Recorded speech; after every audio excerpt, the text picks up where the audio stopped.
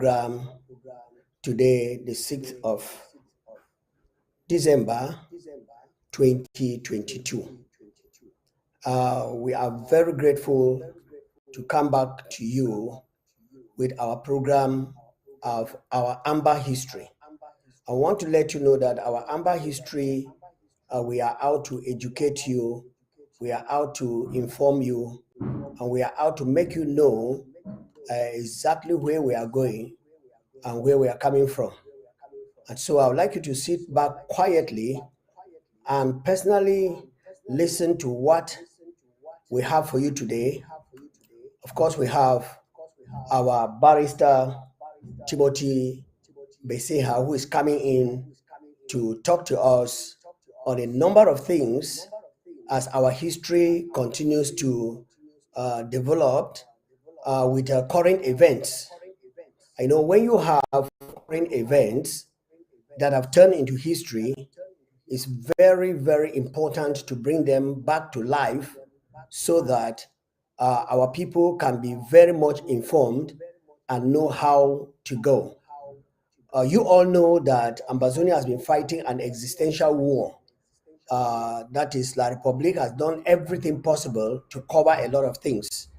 And before we go into that, let's listen to this, and I will be right back and then properly greet the people of Ambazonia, and then we'll get into our story. All right. For now, just listen to this piece of music from our Reverend friend.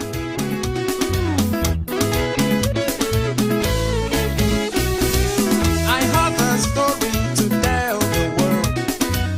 I have a story to tell the world.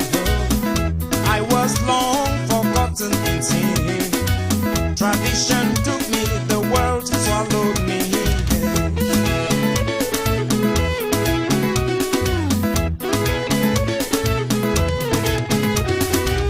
I have a story to tell the world. I have a story to tell the world. This is my story, please listen carefully. One day I met a lady. She told me that Jesus died for me. He shed his blood and he loves me. He's calling me, his light is shining. Will shine in my darkness. Will shine in my darkness.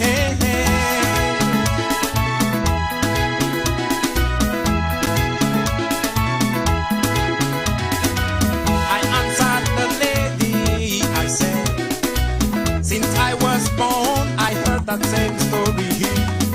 Have you seen him? Have you touched him? Have you met him? And where is he?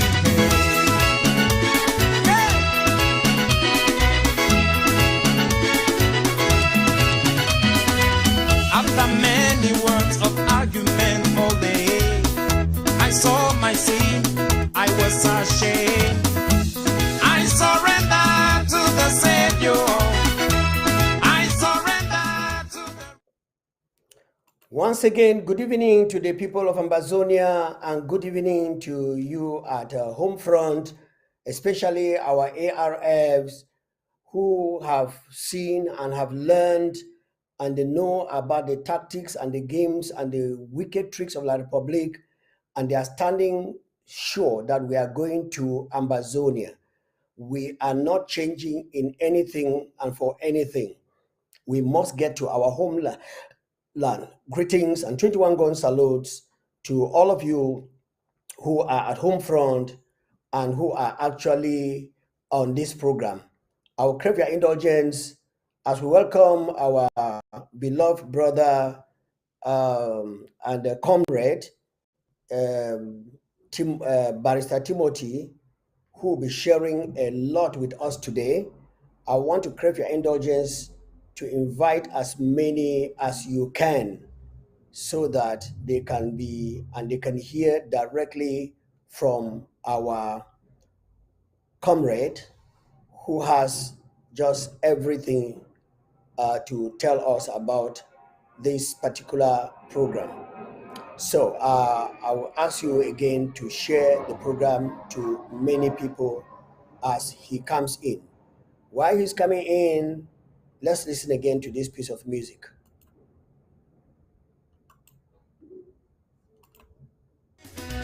What about you? He's calling you. What about you? Jesus is calling you. Everybody, everybody sing. Everybody sing. Amen. Sing and give glory to the Most High God. Everybody sing. Everybody sing. Amen. The Rock of Ages. He reigns, he reigns, he reigns, he reigns, he reigns, he reigns.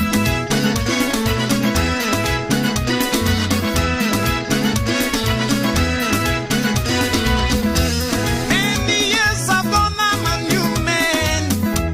Many years I've gone, I'm a free man. I turn around and say thank you. I say thank you. Many years I've gone, I'm a new man. Many years I've gone, I'm a free man. I turn around and say thank you. I say thank you.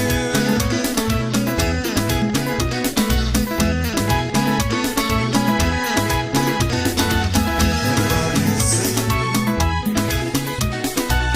Everybody sing. Amen.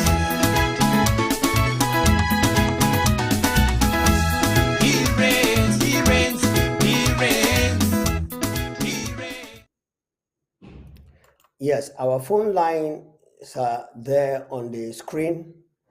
You can get ready if you have a question, you have anything that you want to ask. We are here and we are going to be answering your questions. I want to repeat that the purpose of our AMBA history is to teach you and to let you know that La République has never and will never be one country with Ambazonia. They have never been, and they are not, and we will not be. I have heard outside there that marriage is not forced. And of course, Ambazonia has its legal right to be in its own space. That's how God made it. That's how the nations of the world made a choice for it to be. And even if we were the same family, we live in different homes. And as we live in different homes, you cannot oblige me to eat the food that you have cooked. And so we want to repeat in our historical report that La République du Cameroon, from what I've also heard, they are journalists now telling people, because what they are very good at is hiding the truth. They are experts in hiding the truth. And when it comes to lies telling, they have a fellow's degree. That's not more than PhD, in lies telling and in crookery. Now, they have deceived every Ambazonian to believe that they are the same country and the same people and brothers and sisters in Ambazonia. But we are telling you every day that that is a lie. It is not true. If they were one country and one people with us, they would not have sent machine guns for whatsoever reason. Paul Biya would not have stood on the tarmac, and this bandit, whether they call him what, bandit Banda, would not have gone and said that Paul Biya has a right to commit genocide, misquoting the Bible out of context, telling people how Paul Biya has a right just like God had a right to wipe out Sodom and Gomorrah. That is a kind of a wicked talk that destroys and puts us at a space where we must know exactly where we are coming from. And so, Ambazonians, we are receiving into the studios right now with us our beloved legal practitioner and legal person, Barrister Timothy. And we will be asking Barrister a few questions concerning our history. And I believe that he is up to date. I would better stand a chance of telling us about our history and exactly what the legal position and why the world is seemingly silent, knowing exactly what is going on in Ambazonia. So, ladies and gentlemen, it is my singular pleasure to welcome into the studios of ABC AMBA TV today, the 6th of December 2022, our learned friend. I usually tell them that I am an educated friend because I'm not as learned as they are. So I am an educated friend and he is a learned friend. And as a learned friend, he knows and has much to tell us about Ambazonia. Welcome into the studios of ABC learned friend, Barrister Beseha. Thank you, Commando. Thank you once more for having me. Thank you for trying to get my little input.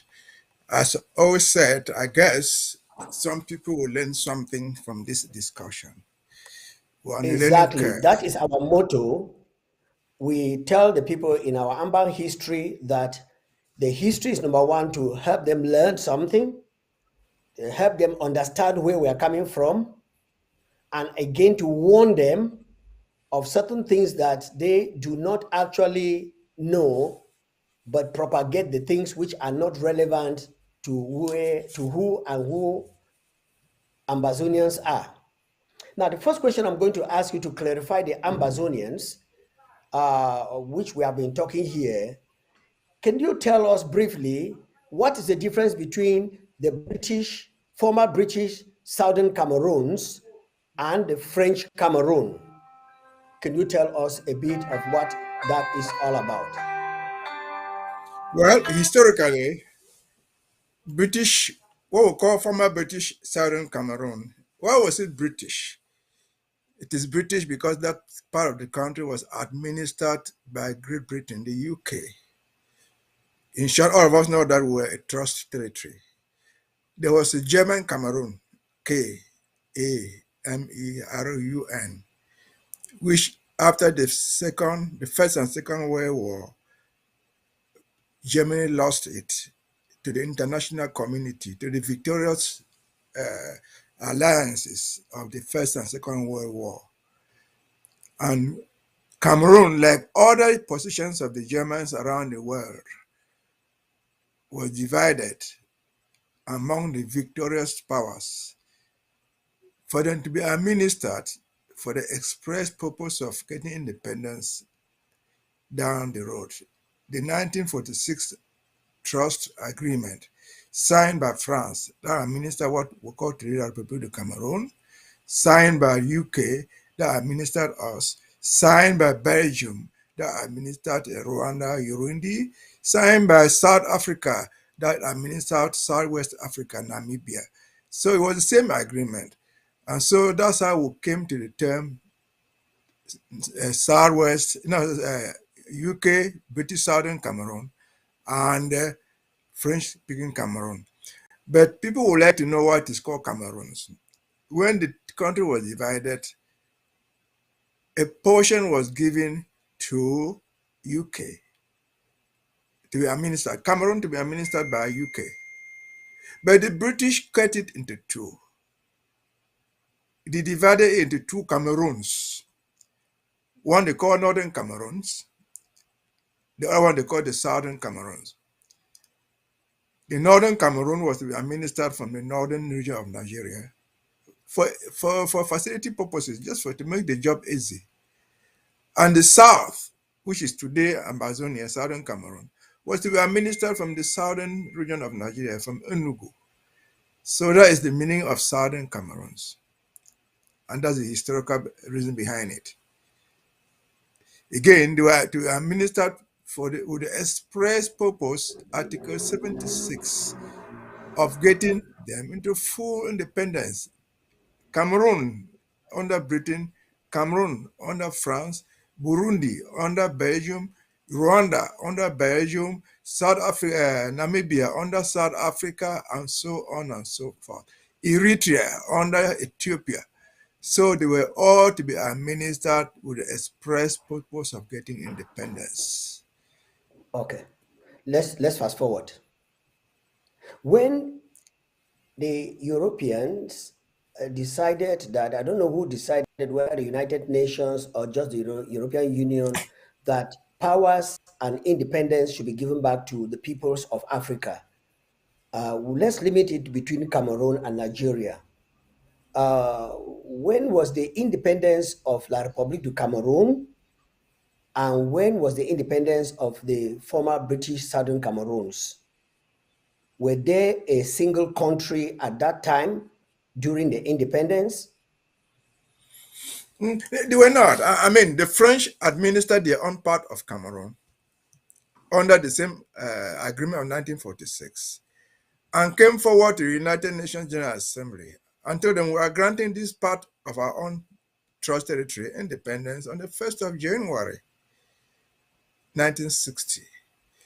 The British administered DS and came before the same General Assembly and said, well, we found out ours, they tried to defend why they divided into two. And so, okay, we think they cannot get independence, they cannot get independence by joining. And so this came this idea of independence by joining. But again, Pastor, I think this part of the history is so, we have spoken so much about it, that almost every Ambazonian knows about it. I don't think it is worth the trouble wasting our time over it. If you permit me, I want us to reflect on something else, which is concerning this struggle, which you said in passing. What will help us right now? You said in passing, why are we doing all this? What is the history? Why is the world silent over what is going on to us now? This is 2022. We're no longer in 1959, 1960. We're no longer in 1946 or 1940 or 1915 during the First and Second World War. We're today 2022. And so we have the impression that the world is just overlooking what is happening to us. They are silent. Why they allow us go through all this? I think that's what we gain. That is what the today generation will gain going forward in the prosecution of this struggle. Because that history, 1946, anybody can read. I think we have read it a million times over. We have said independence in January 1st without us. Everybody knows how to sing the choir. Yes, all that happened. Why are we still suffering today? Why are people dying? Why are people being killed? And then the world, according to us, seems to be silent. That is what we should address. I wish, if you permit me, I want to address that one on my own perspective and see if we can get educated from there. Thank you. No, thank you very much. I was just laying the foundation because there is something that I really wanted to talk about, because this history that we have all known and have known, there are a lot of people, especially some of the young men, who either have been bought over by La République du Cameroon and they hear and make as if they don't hear. Now, I'm coming over to, I was laying the foundation for you as a learned legal person to repeat it in the ears of the doubting Thomases, and they will come over to what you have just said. Now you have the liberty to tell the Ambazonian people why we are still where we are and why people are dying, and the whole world seems to be silent, as if they did not know that we have never been and will never be a part of La République du Cameroon. Over to you, sir. Okay, I think we're all familiar already with something we call AAC 1 and 2, 1993, 1994. We're familiar with that. We're familiar with something we call Frontier, MONA, all these delegations to United Nations. We're familiar with that. We're all familiar with SCNC, under Mfongalamfo, under Ambassador Fasson, under Anyangwe, and all those people. We're familiar with those things.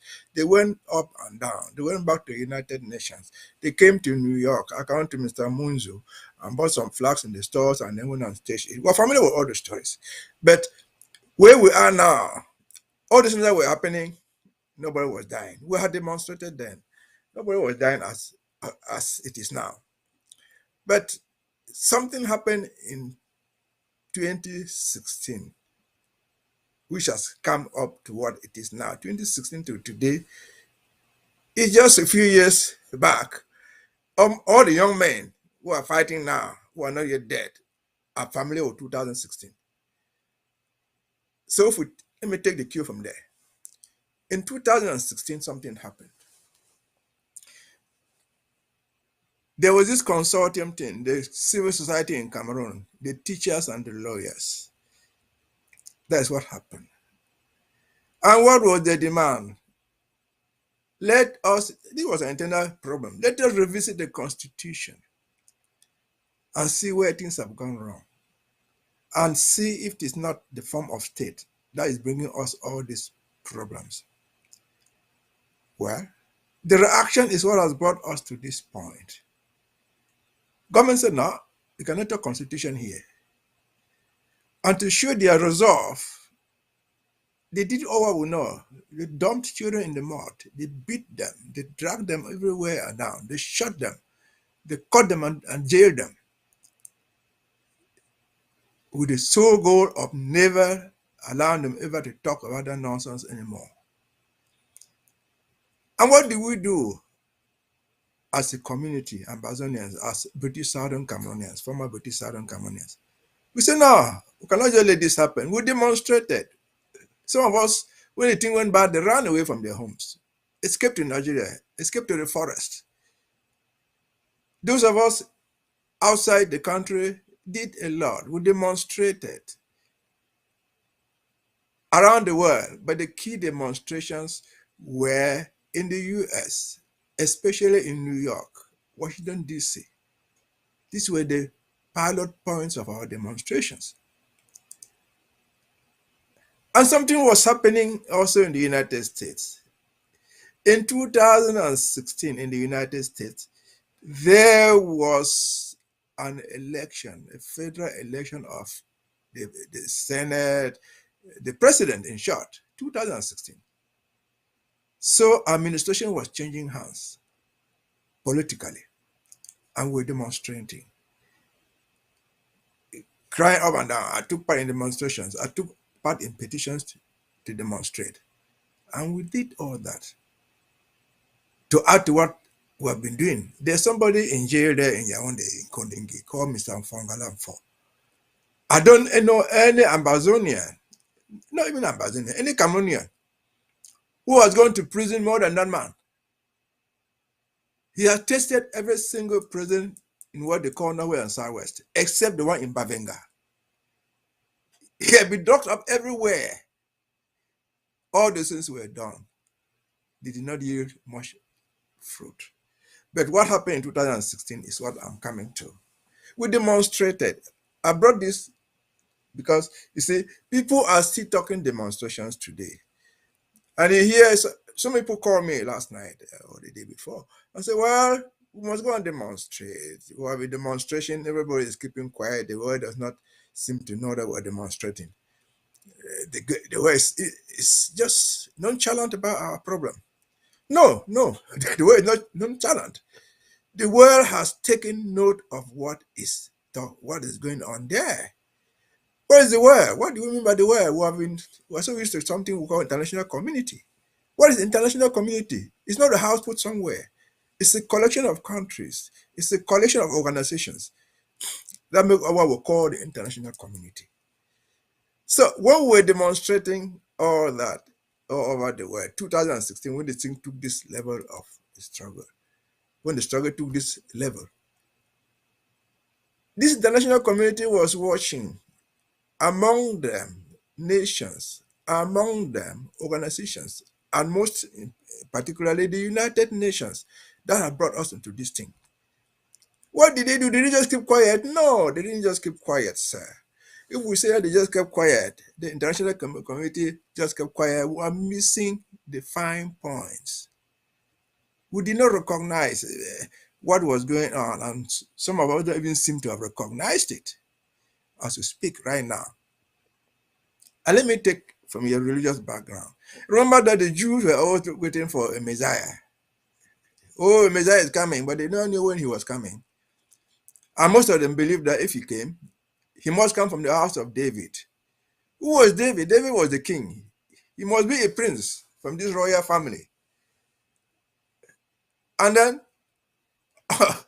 unknown to them, this so-called Jesus Christ came from a carpenter, was delivered by a small girl who did not have anything to do with David. Pajo, the carpenter, was not a king. He was not a princess. And so the people did not recognize Jesus Christ because they didn't come from the family, from the from the royal family of King David. Until today, many Jews don't even still believe him. They refuse to read the signals. And let me take it back to our course. In 2016, again, I said something happened. We were demonstrating. There was election going on here in the United States. And we're roaming the streets in New York. I went to some of them in Washington, D.C. And a new administration came into office under Trump. It came in 1st January 2017. And so many things have happened that we did not see, we did not seem to recognize the signs. And that's why we missed the whole goal. What did the Trump administration, when they came in, what did they do as far as this cause is concerned, as far as our demonstrations and so on are concerned? They were the first American administration, the first foreign country in the world to identify our problem and define it. Not to them, but to the world. Well, how did they define it? They say, yes, we have witnessed all this. What is the problem? We know what it is. The problem results from the decolonization. And they put it in a very simple language. Let the parties go to the conference table and address the root causes of this problem. That's the most succinct way a diplomat will put a problem. It was so well identified. And what did you see? After they did that, people, countries, organizations started buying into that definition. And they started buying into the call for the issue to be addressed on the conference table, the root causes. Who are those who did this? Among countries, you can talk of Canada, you can talk of Germany, you can even talk of UK, you can talk of so many countries. Among organizations, you can talk about the UN because the Secretary General of the United Nations fell into that definition and that call.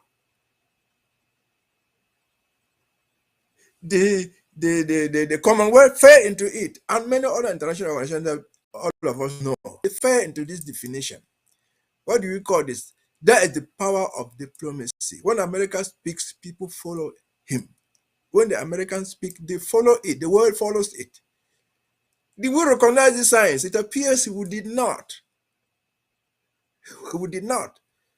Our 1,001 leaders did not seem to have recognized that these gates were being opened for us. But the administration did not even end there. The US administration, as a government, they did not end there. As a state, the Congress of the United States has passed several resolutions for the first time in the history of our struggle.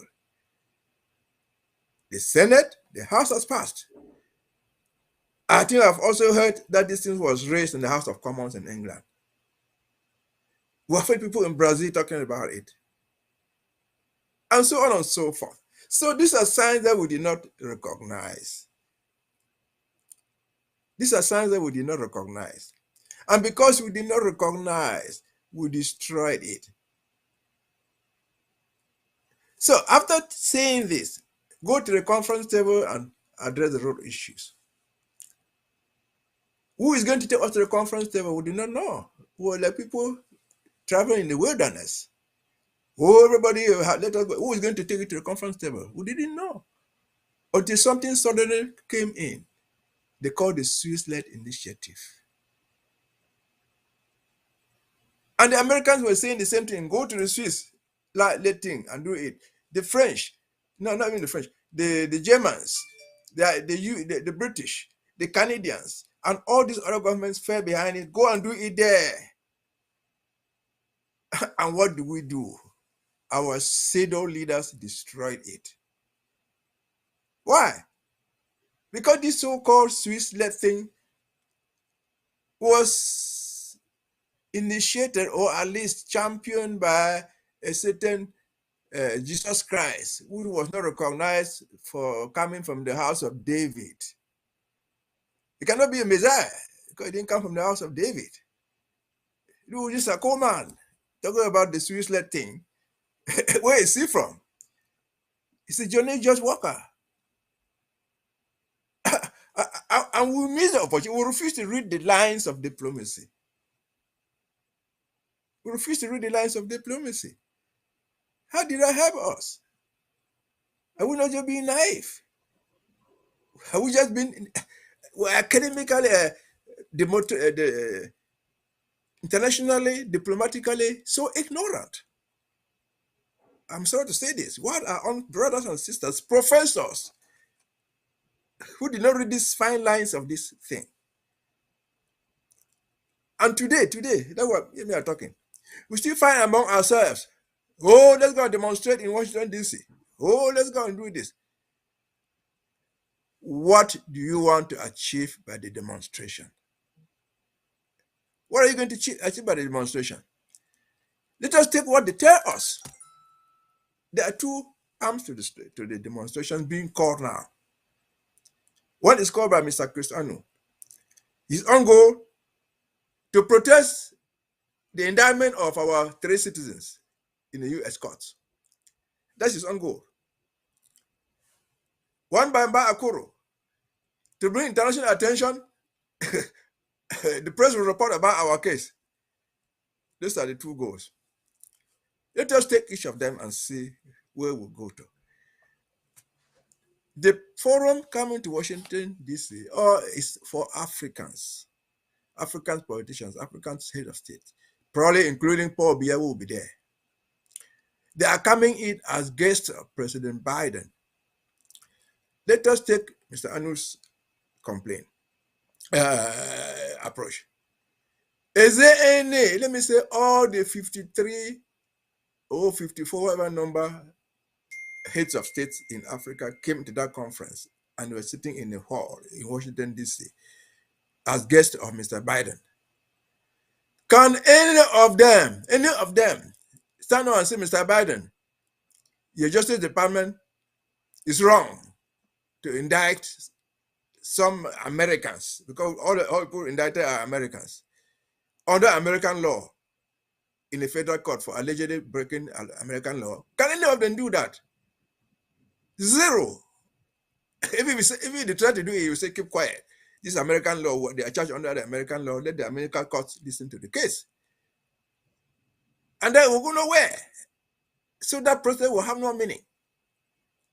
But even if it had to have meaning, why do we need to go to Washington, D.C.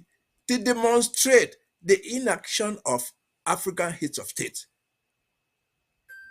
If we must demonstrate, why don't you go and demonstrate in Addis Ababa?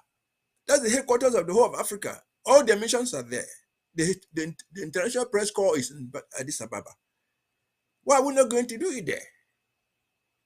Maybe we don't have people there, but there are people there in New York, in Addis Ababa. But that's not even the issue. Do we need to go and demonstrate to make African leaders know that we have a problem in Amazonia? That needs attention. Zero. We don't need to do that. Why? This is the reason. Let us take a few African countries that are supposed even to be powerful. The largest African country that we know is Nigeria. All our refugees, 99% of our refugees are in Nigeria. Do we need a demonstration in New York, in Washington, D.C., for the president of Nigeria to know that we have a problem? No. Their uncles have handled this issue. So a demonstration will not change anything in their knowledge of Amazonian problem. Where are demonstrating in Japan, in the moon, in the sun, or in Mars? It will change nothing. Let us take another country which we all know to be important in Africa, South Africa. South Africa looks like the most civilized, developed country in Africa. But do we need that now? The bulk of our intellectuals in Africa, after the United States, are lodged in South Africa. The Professor Yangwes, the Milan Adams, in fact, the government that we have now was a government formed in South Africa. Do we need to go and demonstrate for those guys to know in London or in Washington D.C. for the South African government to know that Amazonia has a problem? No, we don't need to do that. I'm sure our brothers and sisters in South Africa have made enough contact with the South African government. So where are you heading to? Take another country that we have all been crying, oh, Ghana. We have fallen in love with Ghana. I remember a man like Mr. Akwanga. He became the bosom bed friend of Mr. Rawlings. He was the president of Ghana. Akwanga has been holding meetings in Ghana with Bankui. You think Bankui just fly into Accra without the Ghanaian government knowing that a certain Bankui, a senior government official from Cameroon, is coming? They know. They have been holding these meetings. I'm not speculating. Akwanga said he holds meetings there with Bankui and government officials from Cameroon, and he doesn't need any permission from anybody. Do we need to go and hold a demonstration to make them know that Ghana know that we have a problem? Zero. Zero. Now, that is Mr. Anu's approach. Let us take Mr. bARR. bARR wants us to expose this thing to the press, to international press. Good idea. bARR is a journalist. But you know that what you call the international press, you are giving them an open check. The international press will include the Paris, whatever thing for all the world. Why did they come there and then they go and write their own story that, well, we saw a group of terrorists demonstrating in Washington, D.C.? That's your right. What will you do? Why are you going to counter it? Who are you going to counter it? And so if you report that, the Washington Post, Cameroon Tribune, anybody comes there, it's an open thing. Anybody goes to report what he likes, he or she likes. The report that they put on the International Reading Forum is not going to do anything until we act on those reports. Somebody takes that report and acts on it. So what is the instrument at the base to make this demonstration, if they ever succeeded, act on what they write?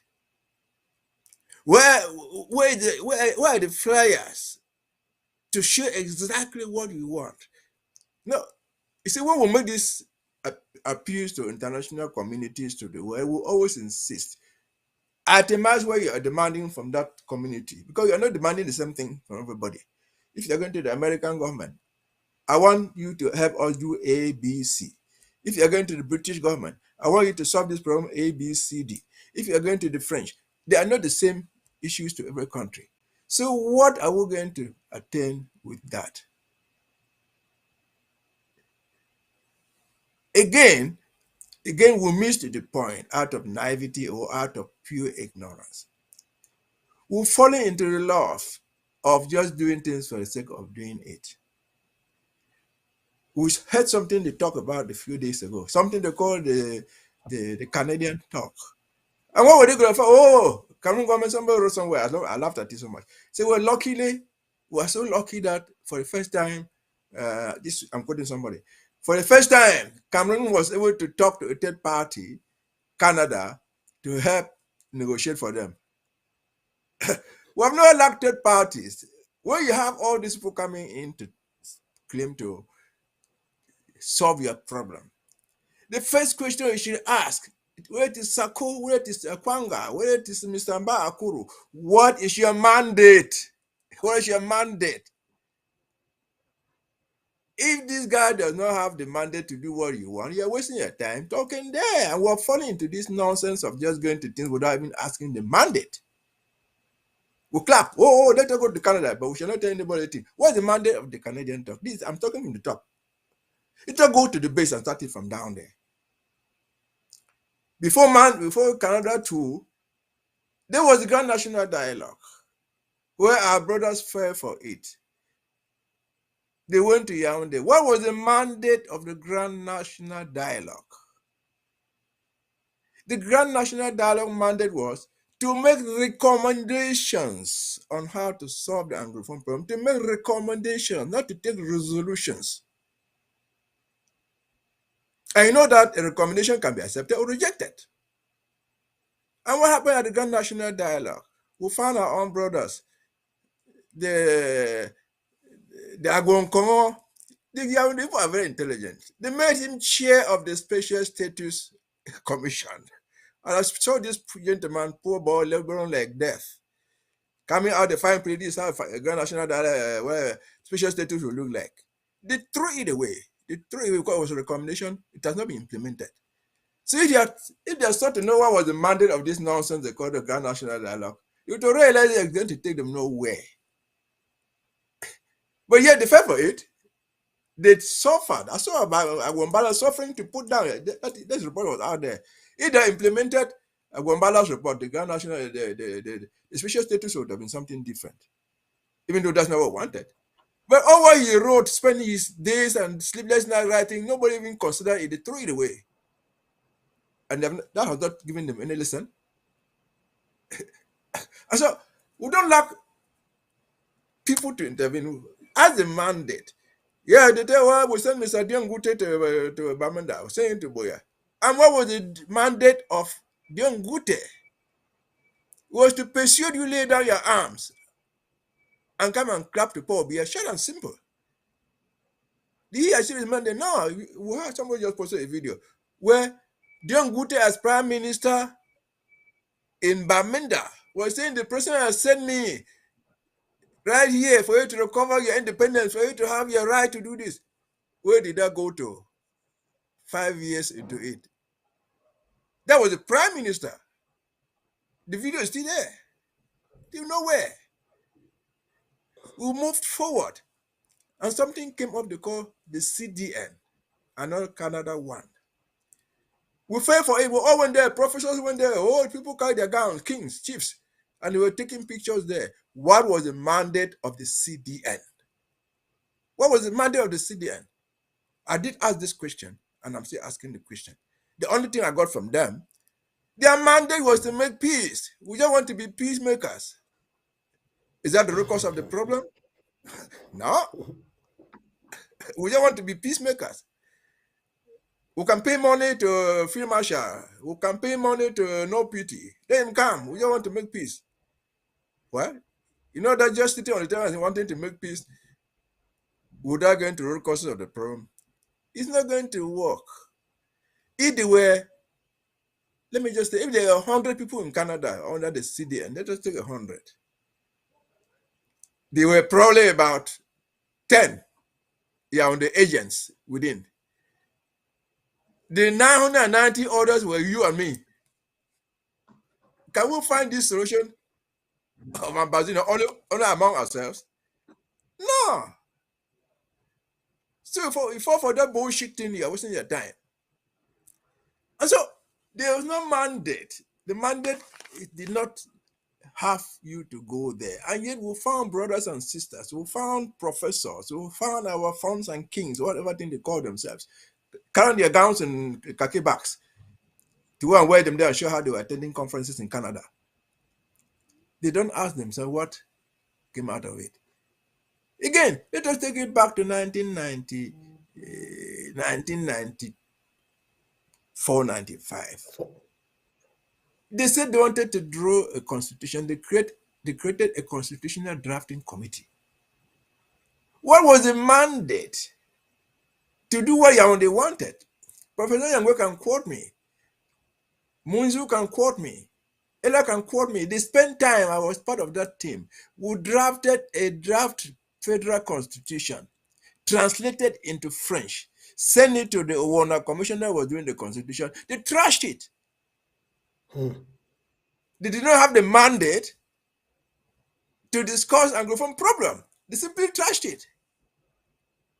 So all that thing after 1991, after the strikes and so on, 1996 constitution came out. Nothing said about Anglophone. They buried the so-called special status somewhere in the fine print of something somewhere else. So what do we get out of that? You can go to a million conferences. If you don't know the mandate for which you are going, if the people sitting on the table don't know it, you are wasting your time. You are wasting your time. So I just wanted to address this. Our cry has not gone unheard. We have not been able to capitalize. We have not been able to read the fine lines of diplomacy. We have not been able to harvest where we could succeed. Rather, we have destroyed whatever the international community has tried to put in place for us. If you were the American government, after Trump is gone, Biden is there, he has 4 more years to go. If you were an American administration, after laboring to put in this thing, go to the Swiss thing, they were prepared to fund it, and then they people trash it. What will you do next? What will you do next? So it's not enough for you to fly from Canada, fly from California, and come to demonstrate in Washington. That's not what is important. The important thing is, who are you demonstrating? What is the follow-up after your demonstration? What are you harvesting out of that demonstration? Thank you. I think I'm still open to questions. Yeah. Thank you. Thank you very much. I wanted you to really exhaust what you have said so that the Ambazonian people can follow the train of things. The question I want to ask at this juncture is, all these people you have mentioned flying from wherever to go and demonstrate, writing to contribute to the constitution is being trashed and so on. Are you telling us, Ambazonians, that La Republique is serious to stay with us for our well-being, especially as the Canada last meeting is leaking out that they went back to say that they just want peace, root causes and everything should be packed aside. And then the people who are galvanizing for a march in the Washington whatever, are they serious in us going to Boya? Or there is a camouflage somewhere? Because there are some people who can just talk and talk and talk, but when it comes to action, to take a move, there is some smoke, some black thing that you cannot see through.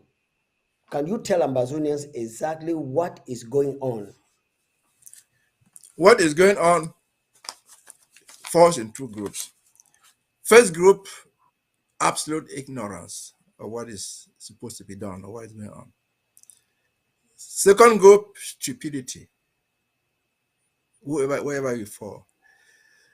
La Republique can never, I don't expect them ever to be happy, to be honest in wanting to stay with us. Never. They have never pretended ever to be honest to want to stay with us.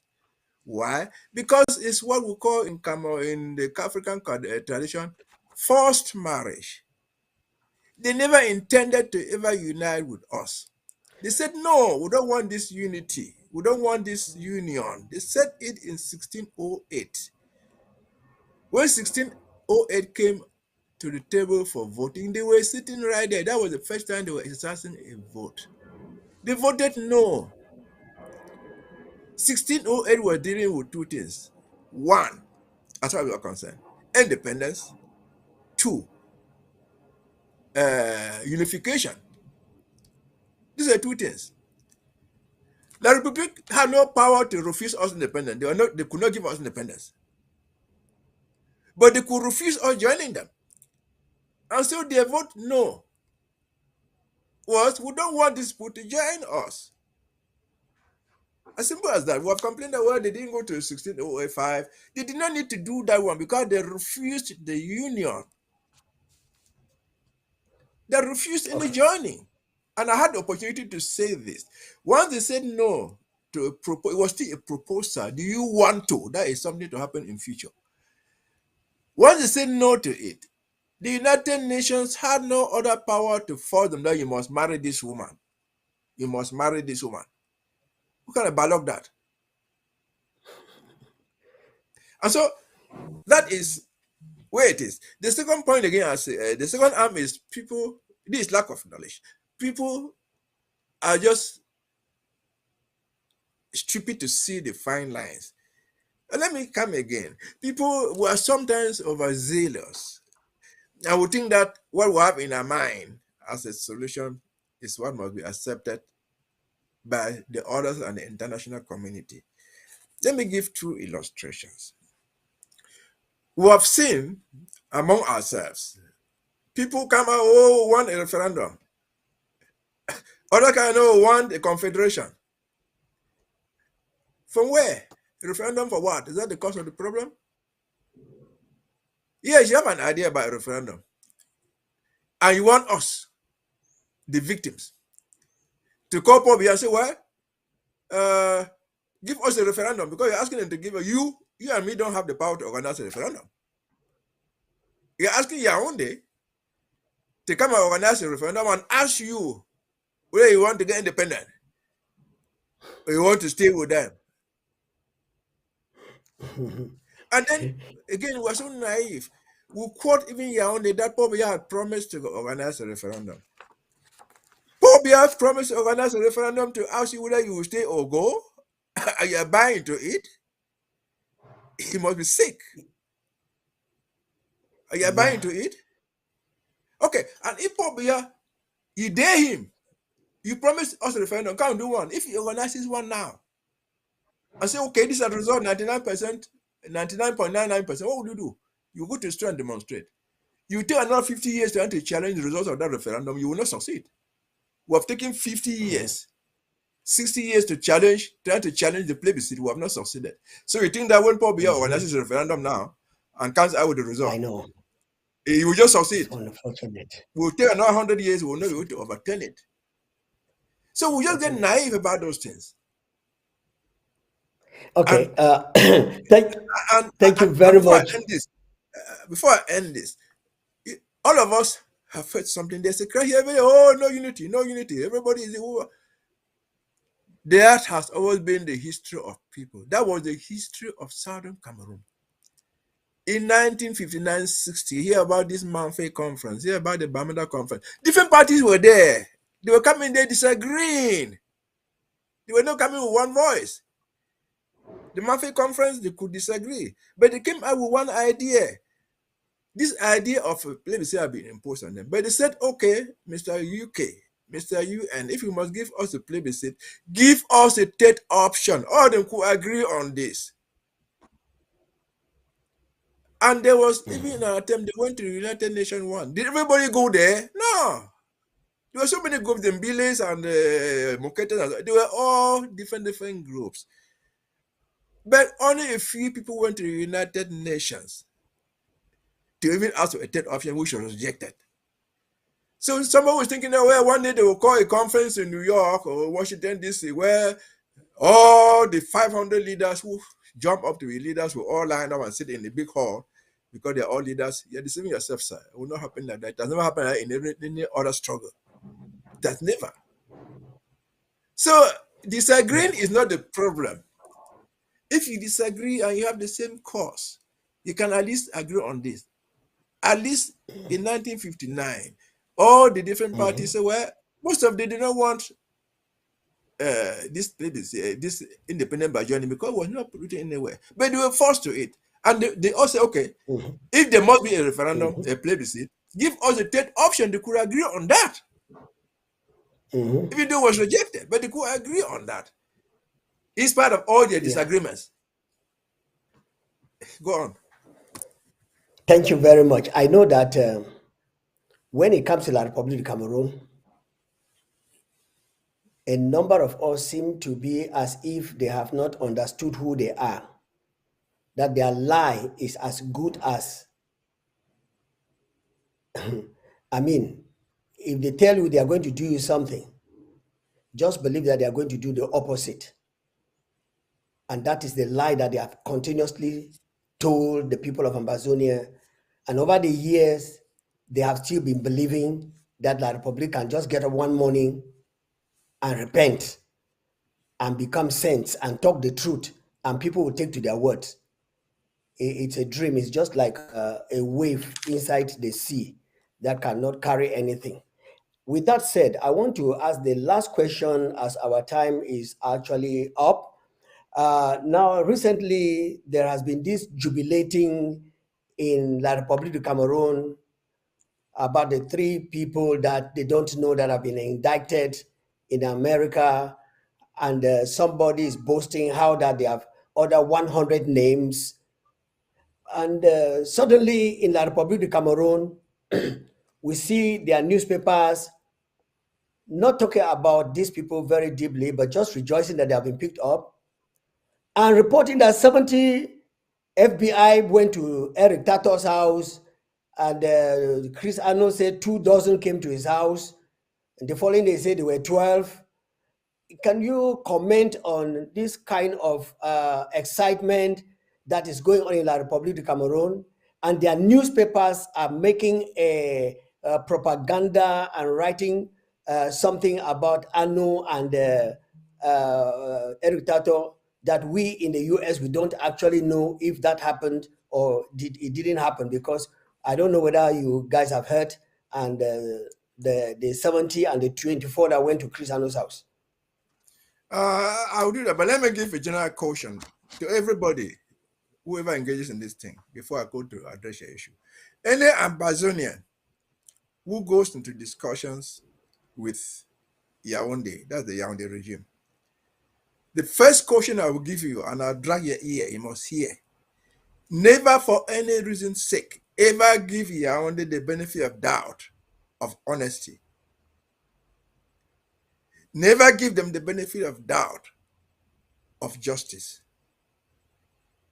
Never give them the benefit of doubt, of fairness, of truth. You can go talk all what you want money from them. Don't give them the benefit of doubt that they're telling the truth. They are liars in the first grade. They are manipulators. They will manipulate you. They have manipulated all of us ever since. They manipulated Francha. They manipulated Ndele. They manipulated Frankan Shang Lorang. They manipulated every single man that we ever sent there to represent us. And so you going today, you're not going to be the exception. Okay, back to your story of what is going on in the press over there. There's a lot of propaganda going on. But yesterday also, I had the opportunity to address this issue. This thing of raiding somebody's home, 70 FBI, 2,000, 2,000, whatever thing it is. And then what the press is saying. As Ambazonians, you see, when you see those things happening, especially in Cameroon press, take note of what is going on with CRTV. CRTV is a government spokesperson. They have satellite papers and news organs, but they are the propaganda in chief. They are the manipulators in chief. From what they do or write, you can find indications of what is going to happen. Yes, the truth is some three Ambazonians have been indicted by the federal grand jury in the United States. Until they were indicted formally, we did not even know that they have been visited by the FBI. Apparently, one or two FBI agents talked to them, got the information they wanted, and used it to indict them. And once the story comes up there, you suddenly find something coming out. CRTV announces, "Oh, they arrested everybody, all the terrorists in the United States, including Sako." Then another satellite back and say, "Well, they raided 70 FBI agents raided Dictator's house." Then Mr. Andrew can say, "Well, 24 raided my house, took my phone, but they have everything that I had, my computer and so on and so forth." That sends a signal to you. A dictator may not even know. Andrew may not even know what is going on. But they are using the manipulations. They are preparing the ground for their next stage of what they are going to do. After they have failed in the Grand National Dialogue, they have failed in the CDN, they have apparently failed in the Canada too. Why do you think that they failed? What was this Grand National Dialogue trying to do? They were trying to locate the leaders of Anglophones that they would talk to. They created those things. They brought in Christian Toomey, they brought in Agwambala, they brought in Nebafonte, whoever. They were trying to identify the leaders that they need. It did not succeed. They went to Canada, CDN, with the same goal. They call our brothers and sisters. You go and organize this thing. Go and talk among yourselves so I can create some leaders that I will talk to. It did not succeed. Now they come and say, "Oh, they have raided the home of Eric Tato." Who is Eric Tato? Go back to 2016, 2017. The press in Cameroon was talking about the people who matter in this struggle. Eric Tato. Go and talk to Eric Tato.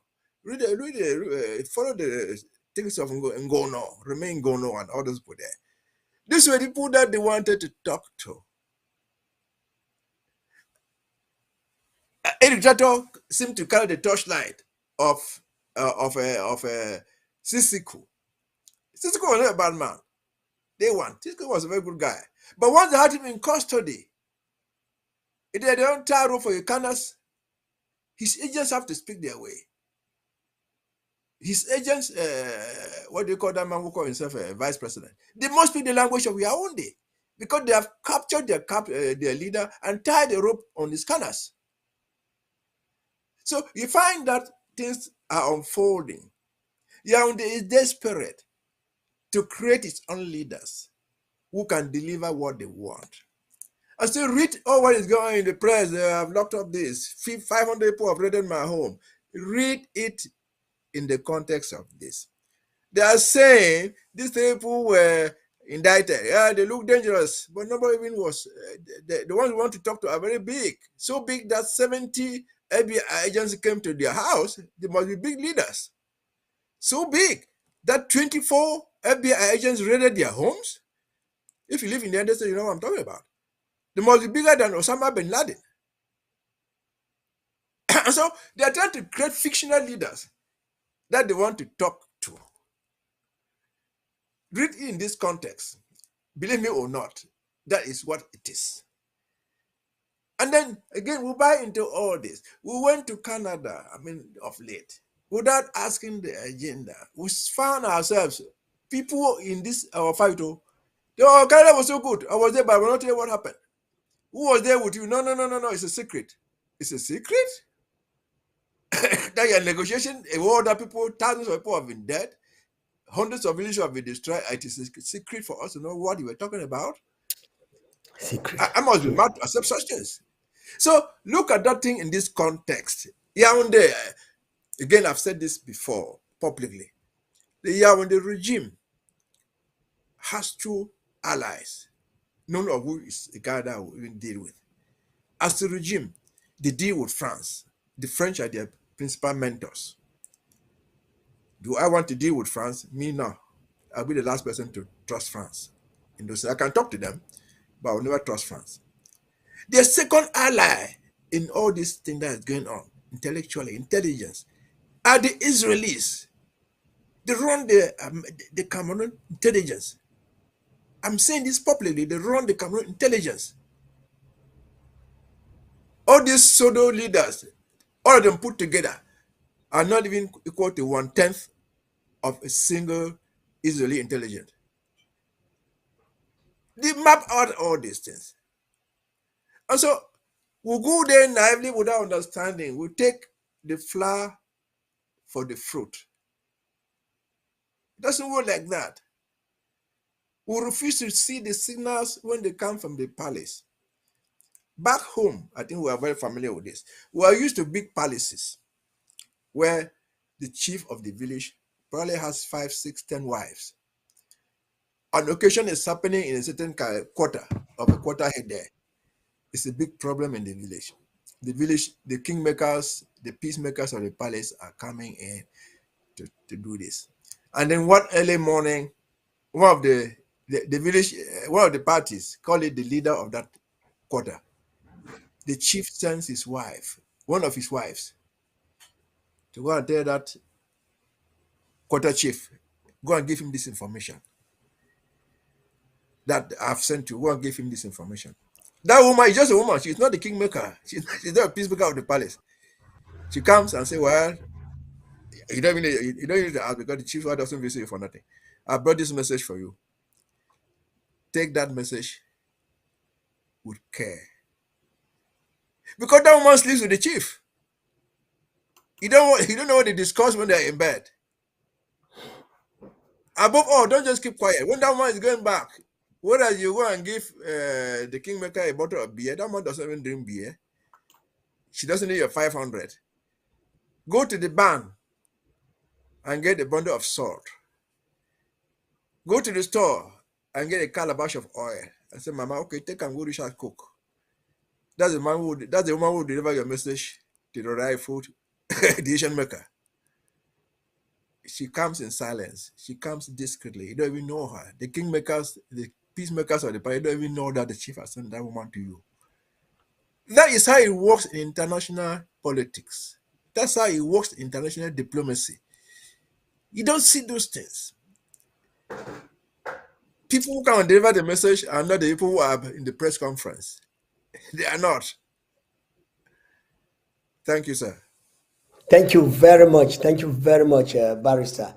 The story is very long. Our time is already up, and I am very optimistic that you shall be coming back to our AMBA history to brief us as you have just done today. And I'm sure that a lot of Ambazonians who are watching are so excited. Well, our phone number is there on board, on the screen. You can see it. If you have any question, please send in the question, because it's very, very likely that next week, I'm not promising next week, depending on the time of our legal mind, we shall bring him back on the ABC to ask a few questions in the current events that are making our history.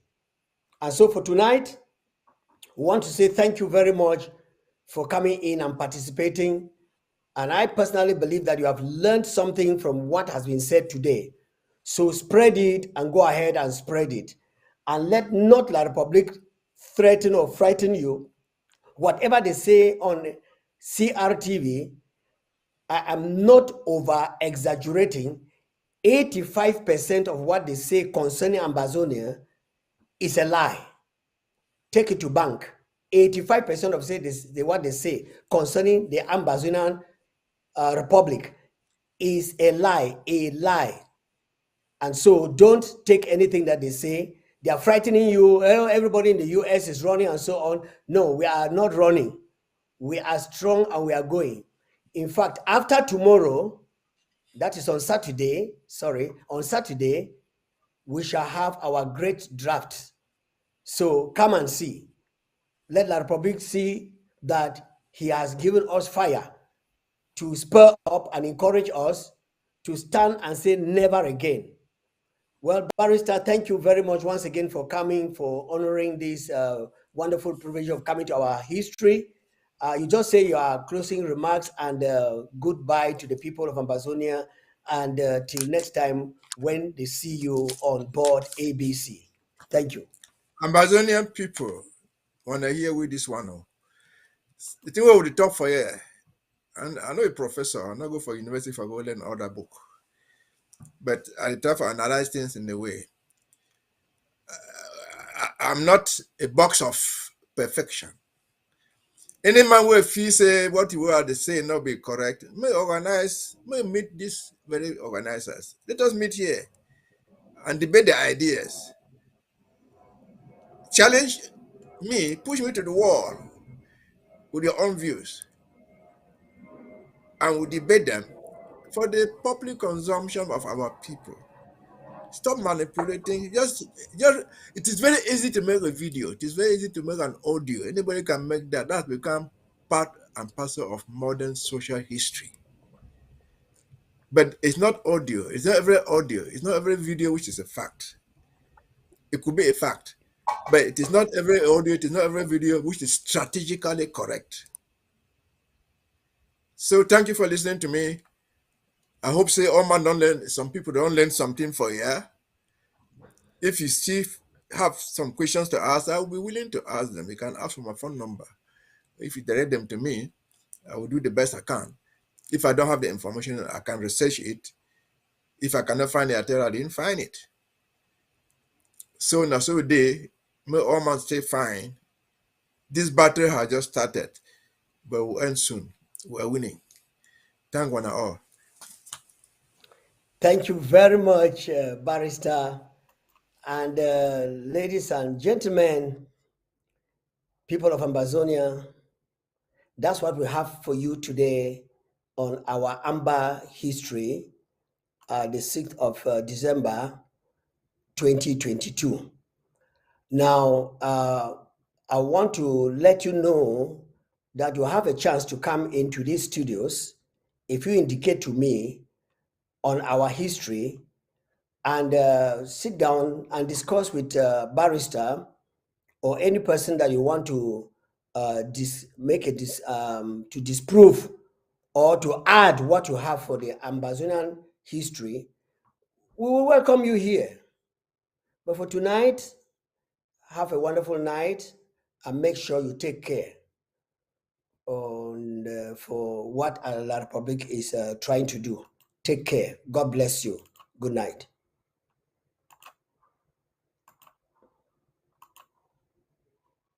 The world swallowed me.